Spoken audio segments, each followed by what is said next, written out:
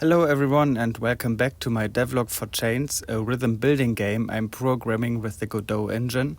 I'm currently spending the weekend with my friend Jonathan in Brandenburg to get away from Berlin and of course to do some programming. Since quite a bit has happened since the first episode, let's take a quick look at the gameplay of Chains and the current status. Similar to the Settlers and other building games, Chains is about building increasingly complex production chains to bring satisfaction and new opportunities to our population. What makes Chains special, however, is the rhythm that governs everything. The player's task is to rhythmically coordinate the network of production chains. Since the last episode, there are two different carriers that represent two node values: quarter carriers, which transport something every quarter node, and 8 carriers, which transport something every 8th node. In addition, goods now spoil if they are in transit for too long. This is intended to motivate players to optimize the speed of their production chains. If goods spoil or arrive at the center in poor condition, their effect is greatly reduced. Since the last episode, mushrooms, for example, increase the possibility of building more quarter carriers, and the cooked worms from the worm cooker ensure that players are allowed to build the fast 8th carriers in the first place. In this episode, I would like to address the following tasks. Firstly, what happens to carriers when production chains are interrupted and the limit falls below the current number of carriers? Secondly, I want players to have to pay more attention to the rhythm of the chains. That's why I'm implementing a system whereby production buildings require the delivery of goods to follow a certain rhythm. Thirdly, I'm adding the option to exchange existing carriers more easily between different node values. So, what happens to carriers when they fall below the limit? Let's look at an example. First, I build a well-functioning mushroom chain so that I can build 10 more quarter carriers. Now I use these additional quarter carriers for a new chain to tap into this distant worm source.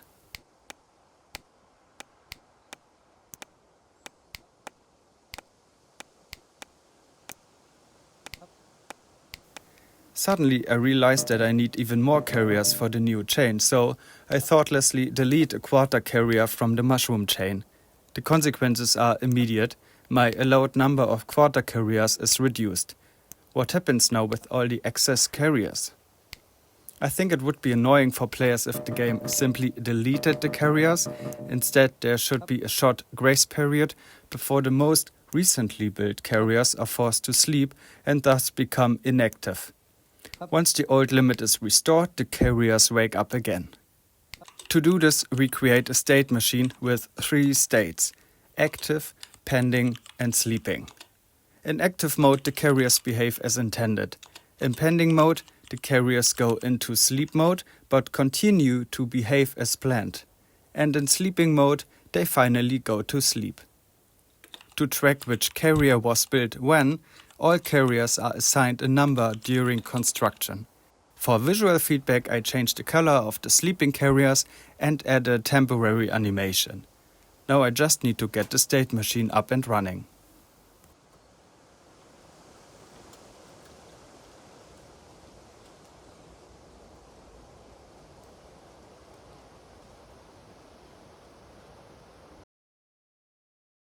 Here's the result. I have a working mushroom chain as an example again.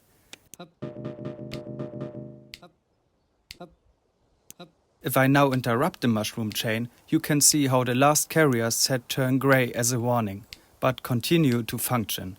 Once the grace period is over, they are put to sleep and no longer work. Now the number of carriers is back to the limit, but how can I repair my chain? A button that allows players to manually put the carriers to sleep provides a remedy. This makes it easy to get below the limit and repair a chain. Afterwards, the remaining carriers that were automatically put to sleep wake up again.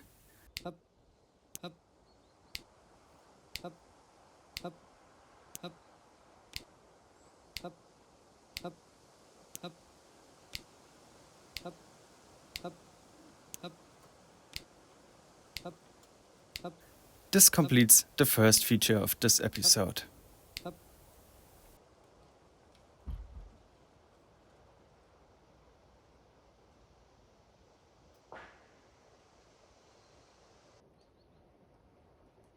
The next task is to revise the production of goods. In future, I will specify for each building whether it needs certain goods for production and, if so, how these must be delivered. A mushroom or water collector, for example, is very simple. They only need the right tile and no other goods to produce their product. Processing plants are more complex.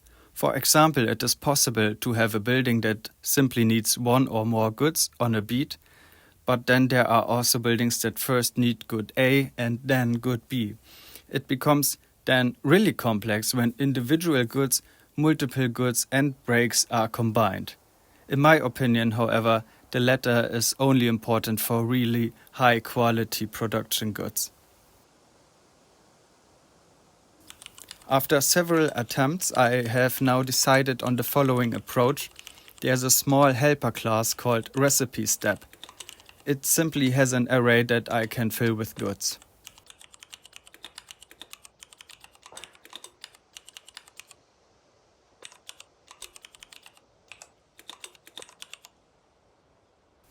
I can now assign these recipe steps to my buildings. If there are no recipes, they simply produce goods out of thin air, like the mushroom collector or water collector, when they are on the right tile. For the production buildings, I can now simply fill the arrays with recipe steps. The more valuable a product is, the more complex its production should be. Let's start with something simple. Let's say the worm cooker simply needs water and a raw worm at the same time as before. To do this, I simply create a recipe step with 2 required goods.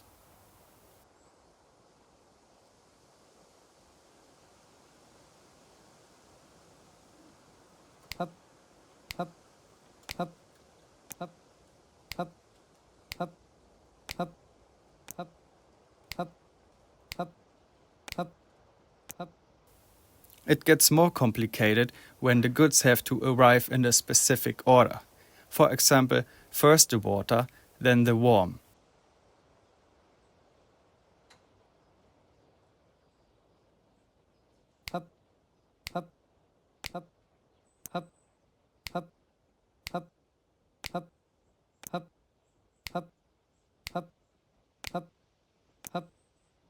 And I can even make it more complex. Let's just say that the worm cooker now needs water first, then a beet pause, and then both a raw worm and a mushroom. I can also map this with the recipe steps. Players must strictly adhere to the rhythm. If a good arrives at a production building at the wrong time, the previous goods are destroyed and the sequence is restarted. If the sequence is done correctly, something is produced. The only downside at present is that it only works with quarter nodes. I will add productions with eighth nodes to the game later.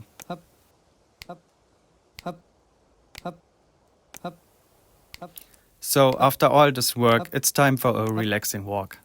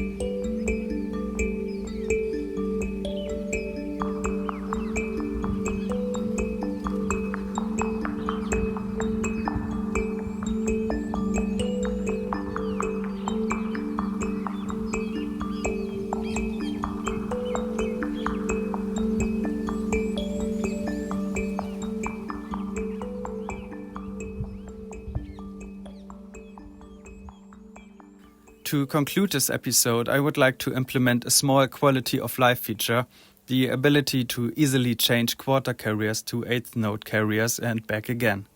At first I thought about adding an extra button, but now I'm doing it this way. Players simply place the new carriers they want to have in that spot on top of existing carriers. If the conditions are right, the carrier is placed. In addition, it is no longer possible to place an infinite number of buildings in one spot.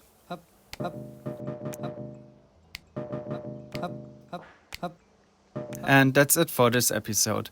I'm very happy with the progress. The sleeping system provides a good solution for access carriers for now. The recipe steps system is easy to use and allows for a wide variety of rhythmic sequences. And the simple upgrading of carriers has also been on my list for a long time. For the next episode, I'm planning a new production chain for water monsters, a better display of what the production chains actually need, and I want to make placing carriers and adjusting rhythms more intuitive and require fewer clicks. Thank you for watching, and as always I welcome your feedback and see you soon.